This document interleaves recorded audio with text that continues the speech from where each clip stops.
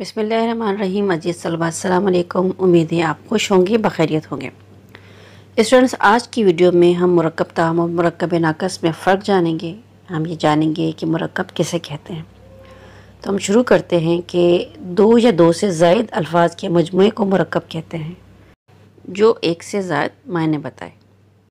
यानी मुरक्कब दो या दो से ज़्यादा बामायनी अल्फाज के मिलने से जो एक नया लफ्ज़ तश्कील पाता है उसे कहते हैं। यानी हर लफ्ज़ अपनी जगह एक मायने रखता है, तो मुख्तलिफ़ अल्फाज जब आपस में मिलते हैं तो एक नया लफ्ज़ या एक नई बात तश्कील पाती है, उसे मुरक्कब कहते हैं। मुरक्कब की दो बड़ी किस्में हैं, मुरक्कब ताम और मुरक्कब नाक़िस। अब मुरक्कब नाक़िस की अगर हम तारीफ़ देखें तो पहले हम इस लफ्ज़ पे गौर कर लेते हैं। मुरक्कब के मायने आप जान चुके हैं। नाक़िस के मायने हैं अधूरा, जिसमें कोई कमी रह जाए, नामुकम्मिल, ऐबदार।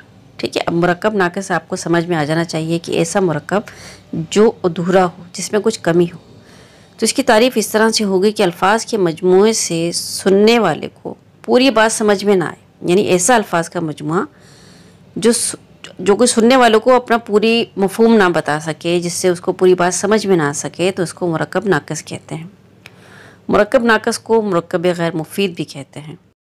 अब इनकी मिसाल आप देखिए, मेरा भाई। अब चूँकि ये पूरा जुमला नहीं है मेरा भाई, इसके बाद क्या कहना चाह रहे हैं कुछ समझ में नहीं आ रहा, अधूरी बात है। दूसरा है कुर्सी पर। अब कुर्सी पर क्या है, कोई बैठा हुआ है या कुर्सी पर कुछ रखा हुआ है, जुमले से हमें कुछ भी मफ़हूम ज़ाहिर नहीं हो रहा। इसके अलावा है मजबूत दीवार, इससे भी कोई बात वाज़ेह नहीं हो रही। ठीक है ना। ये जुमला हम इसे नहीं कहेंगे, इसमें कमी रह गई है, बात अधूरी है, समझ में नहीं आ रही, तो ये मुरक्कब नाक़िस है। इसके अलावा अगली मिसाल है कीमती घड़ी। अब कीमती घड़ी चूँकि ये नामुकम्मिल बात है, कीमती घड़ी कहीं गुम हो गई है, किसी को मिल गई है, कोई चुरा ली है या ख़रीदी है, कुछ मफ़हूम वाज़ेह नहीं हो रहा, तो ये भी मुरक्कब नाक़िस की मिसाल है। अब मुरक्कब ताम की मिसाल देख लीजिए कि अल्फाज के मजमूए से सुनने वाले को पूरी बात समझ में आ जाए तो उससे मुरक्कब ताम कहते हैं। मुरक्कब ताम को मुरक्कब मुफीद, जुमला या कलाम भी कहते हैं। यानी मुरक्कब ताम ऐसा जुमला होगा या अल्फाजों का ऐसा मजमुआ होगा जिससे बात वाज़ेह हो जाए, हमें समझ में आ जाए, हम मज़ीद सुनने की मतलाशी ना हो, बात मुकम्मिल हो गई हो, उसे कहते हैं मुरक्कब ताम। इसको हम जुमला भी कहते हैं या मुरक्कब मुफीद भी कहते हैं, ये बात आप याद रखिएगा।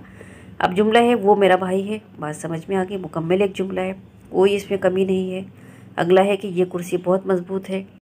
फिर जुमला है कि अहमद ने कीमती घड़ी ख़रीदी, तो बात वाज़ेह हो गई है, जुमला मुकम्मिल है, बात मुकम्मिल कह दी गई है, तो ये मुरक्कब ताम की मिसालें हैं।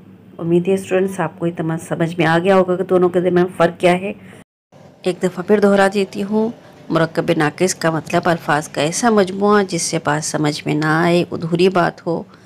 और मुरक्कब ताम मुकम्मिल बात समझ में आ जाए, इसे जुमला भी कहते हैं और कलाम भी कहते हैं, मुरक्कब मुफीद भी कहा जाता है।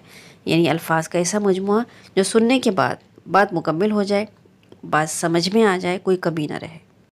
स्टूडेंट्स, मुझे उम्मीद है कि मुरक्कब ताम और मुरक्कब नाक़िस अब आपके लिए बहुत आसान साबित होगा। इसके बावजूद अगर कुछ उलझन हो तो आप मुझसे कमेंट सेक्शन में मैसेज में पूछ सकते हैं। वीडियो को लाइक, सब्सक्राइब और शेयर कर दीजिएगा। अपना ख्याल रखिए और इसी तरह दिल लगा के पढ़ते रहिए। अल्लाह हाफिज़।